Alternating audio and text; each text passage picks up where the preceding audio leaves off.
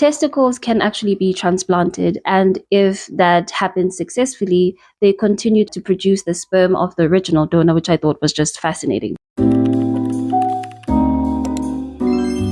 So the book in review on today's episode is Can I Have My Ball Back by Richard Herring. And if I were to give a synopsis for it, I would say that it is a book about a man who has lost his testicle.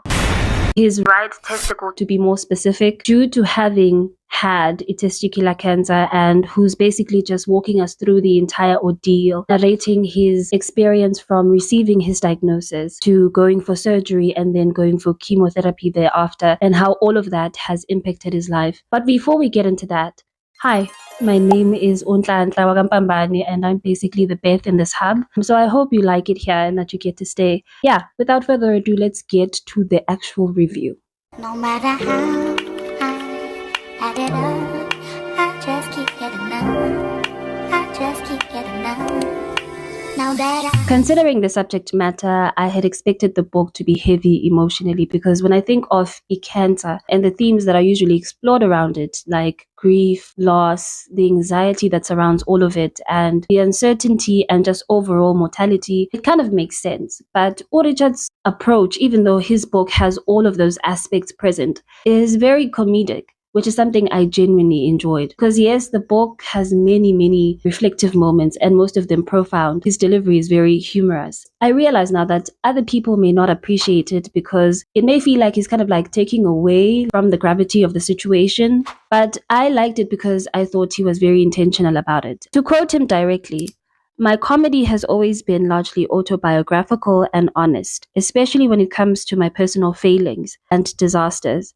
It would help me fight back against intrusive thoughts by mocking them." To me, it felt like Richard was actually making a bold statement through his book to say that I have this thing that is invading my body that has had the opportunity to kind of like change something about me externally, but I'm not going to then allow it to kind of like change something about me internally, the essence of me, because comedy is a part of me. It's how I kind of like see the world. It's how I process things around me. I was like, go Richard. One to you. So yeah, let's actually get into the thick of things. Why did I like this book? There isn't a lot of like awareness that is created around testicular cancer, or if there is, it doesn't, or it really makes it onto my radar. And so reading about it from this book to me felt important because I have men in my life who could potentially be affected by it. And so being informed about something like that, I felt truly was a good thing. For instance, I didn't know that the survival rate of testicular cancer is 99%. And of course, there is a lot of nuance around that, and there are many factors that contribute to that. But, it's just something I did not know.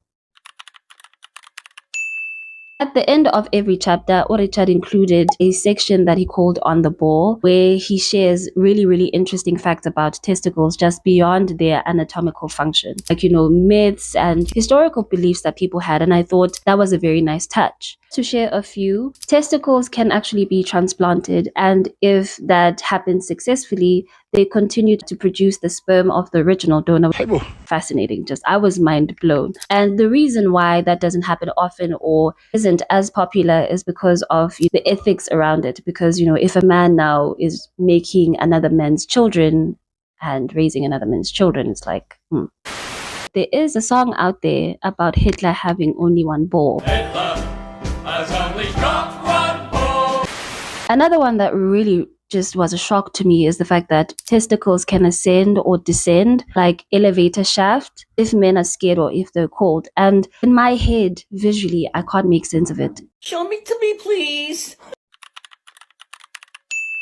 What I genuinely enjoyed most about this book is just how vulnerable Richard was in just sharing, his story. Because I understand very well that societally and even culturally, men's genitalia plays such a central role in conversations around masculinity. When you think about it, men with bigger penises are often associated with abantu be social class ephakeme, like for instance, they are seen to be more virile or stronger, and men with smaller penises are usually made fun of. And so just coming out and sharing the fact that, such an important part of your genitalia you've lost, I think is a big deal. But I found throughout my career that the stuff people are reluctant to talk about is exactly the stuff we should be talking about. People suffer in silence on all kinds of issues that would more or less evaporate if they voiced them out loud or even heard someone doing so. Richard also shares how having cancer brought up existential questions for him, like how his children are going to remember him, and those were genuine fears.